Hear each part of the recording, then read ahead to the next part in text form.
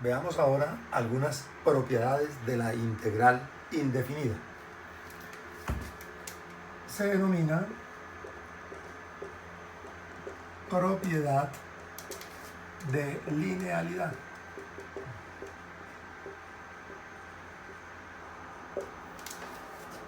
Esa propiedad de linealidad se da en tres partes. La primera nos dice que la integral indefinida de una constante por una función pues es igual a la constante por la integral indefinida de la función. La segunda nos dice que la integral indefinida de la suma de dos integrandos es igual a la suma de las integrales indefinidas de cada uno de ellos. Y por analogía, pues se cumple para la diferencia. La integral de la diferencia de dos integrandos pues será igual a la diferencia de las integrales indefinidas de cada uno de ellos. Estas serían tres propiedades que van a ser importantes en la solución de algunos ejercicios. Ahora, si hacemos un recorrido de las fórmulas de derivada que se vieron en el cálculo diferencial, de cada una de ellas podemos obtener una expresión para su respectiva integral inmediata, lo cual nos permite elaborar una tabla de integrales inmediatas. Tabla de integrales inmediatas.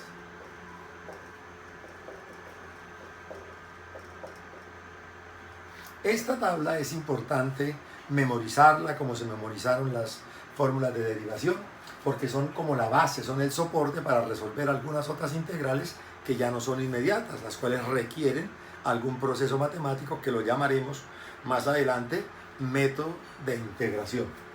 Entonces vamos a hacer el recorrido y vamos a recordar como primera instancia.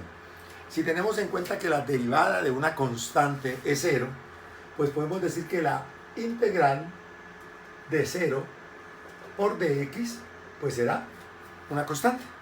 ¿Por qué? Porque la derivada es 0, cumple con la definición que vimos en la clase anterior. La segunda, si hallamos la derivada de la derivada de x, pues sabemos que la derivada de x es 1. De manera que la integral indefinida d de x, que sería 1 por dx, pues es x más e. Tercera, la integral de x a la n por dx, pues va a ser igual a x a la n más 1 sobre n más 1 más una constante. Aquí es importante tener en cuenta que n puede pertenecer a los números reales, pero además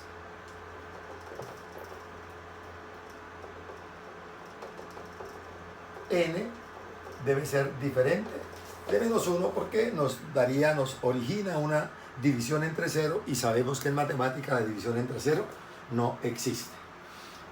Una forma de verificar la fórmula pues es derivar la parte derecha. Entonces si yo derivo, bajaría n más 1 como factor y se cancela con el n más 1 del denominador.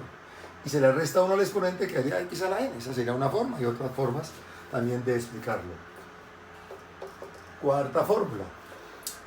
Entonces veamos qué pasa cuando n vale menos 1. Entonces podemos decir que la antiderivada de x sobre x, que vendría a ser x a la menos 1, expresión para la cual no satisface la fórmula anterior, pues esto nos origina el logaritmo natural del valor absoluto de x más e. Hablamos del valor absoluto de x porque ese es el dominio de la función logarítmica. Los logaritmos solo existen para números mayores que 0. Entonces, la integral indefinida de dx sobre x será logaritmo de x más c. Quinta, pasemos a a la función exponencial. La integral de una función exponencial es igual a la x sobre logaritmo natural de a más una constante, y de igual manera, si derivamos la parte derecha, la derivada de a la x es a la x multiplicado por el logaritmo natural de a, que se cancela, y la derivada de c es 0. De ella está la fórmula general para una función exponencial. De ella sale una particular para la función exponencial, e a la x, por dx. Pues será e a la x sobre el logaritmo natural de e. Pero el logaritmo natural de e es 1, y entonces nos queda más 1. Y de aquí seguimos el recorrido de cálculo 1, pasemos a las funciones trigonométricas, una de las cuales fue el ejemplo que nosotros vimos. Sabemos que la derivada del seno es el coseno, por lo tanto, la integral indefinida del coseno de x por dx será el seno de x más la constante. La derivada del coseno es menos seno, quiere decir que la integral del seno de x por dx pues será menos coseno de x más la constante de integración, ya que la derivada de menos coseno es seno y la derivada de c pues 0. La derivada de la tangente es secante cuadrado, entonces quiere decir que la integral de secante al cuadrado de x por dx pues será la tangente de x más la constante de integración. Décima fórmula vendría a ser si recordamos, la derivada de la cotangente. La derivada de la cotangente es menos cosecante cuadrado. Eso quiere decir que la integral de cosecante cuadrado de x por dx será cotangente de x más la constante de integración. Recordemos que la derivada de la secante es secante por tangente, por lo tanto la integral de la secante de x por la tangente de x por dx será secante de x más la constante de integración. La integral de cosecante de x por cotangente de x por dx, recordemos que esto corresponde a la derivada de menos cosecante. Entonces quiere decir que la antiderivada de cosecante por cotangente es menos cosecante de x más c.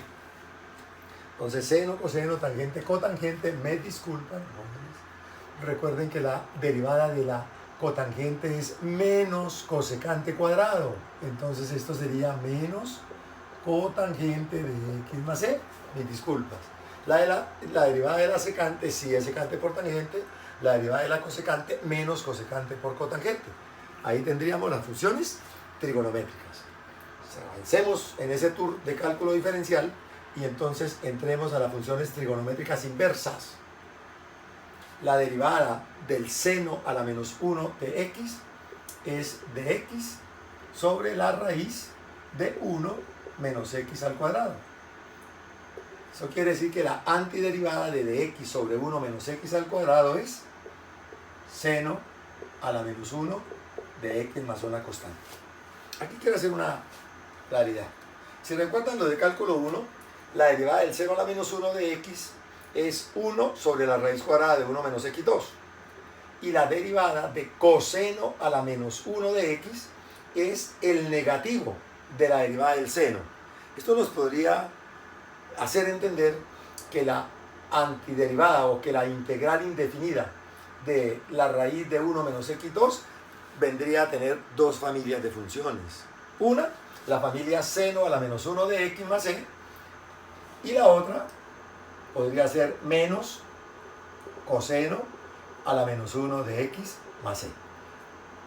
Bueno, la que más se utiliza y generalmente se utiliza es la de 0 a la menos 1, pero existe la posibilidad de que obtuvieran menos coseno a la menos 1 de x porque las derivadas de estas dos familias corresponden a la misma función.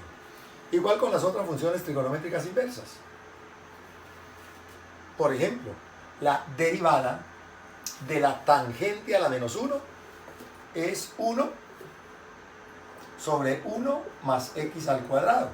Quiere decir que la integral indefinida de dx sobre 1 más x al cuadrado será tangente a la menos 1 de x más la constante, y por la misma razón que la anterior, también podría ser menos cotangente a la menos 1 o tangente inversa más bien, y cotangente inversa de x más 7. Y para las secante y cosecante, recuerden que la derivada de la cosecante a la menos 1, de la secante a la menos 1 de x es 1 sobre x raíz cuadrada de x al cuadrado menos 1. Realmente va a un valor absoluto, pero cuando hablamos de integral indefinida, el valor absoluto lo colocamos acá. Entonces esto será igual a la secante inversa del valor absoluto de x más la constante, o menos la cosecante inversa del valor absoluto de x más la constante. Ahí tendríamos esas primeras 15 fórmulas o integrales inmediatas.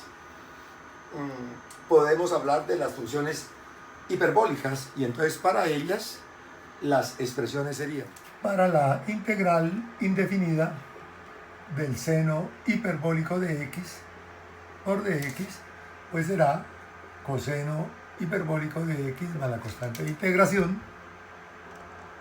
Para la función coseno hiperbólico de x por dx, su integral indefinida será seno hiperbólico de x más c. Para la secante hiperbólica al cuadrado de x por dx, pues será tangente hiperbólica de x más c. Para la cosecante hiperbólica al cuadrado de x por dx es menos cotangente hiperbólica de x más c. Para la secante hiperbólica de x por tangente hiperbólica de x, pues será menos secante hiperbólico de x más c. Y para la cosecante hiperbólica de x por cotangente hiperbólica de x por dx es menos cosecante hiperbólica de x más c. Para efectos de memorizarlas, pueden compararlas con las funciones trigonométricas, fórmulas que van de la 8 a la 12, y se dan cuenta que mantienen la función, pero en algunas cambia de signo. Mientras que en las funciones trigonométricas, los signos se alternan de más, menos, más, menos, más, menos. Aquí las tres primeras corresponden a integrales positivas y las tres últimas a integrales negativas, pero conservan el valor de las funciones. Esa sería una primera tabla para poder empezar a realizar algunos ejercicios de aplicación que los vamos a dar inmediatamente en la siguiente clase, para la cual los invito, para que ya empecemos a mirar para qué sirven y cómo se resuelven este tipo de integrales y cuáles son algunas de las importantes aplicaciones que tiene la integral.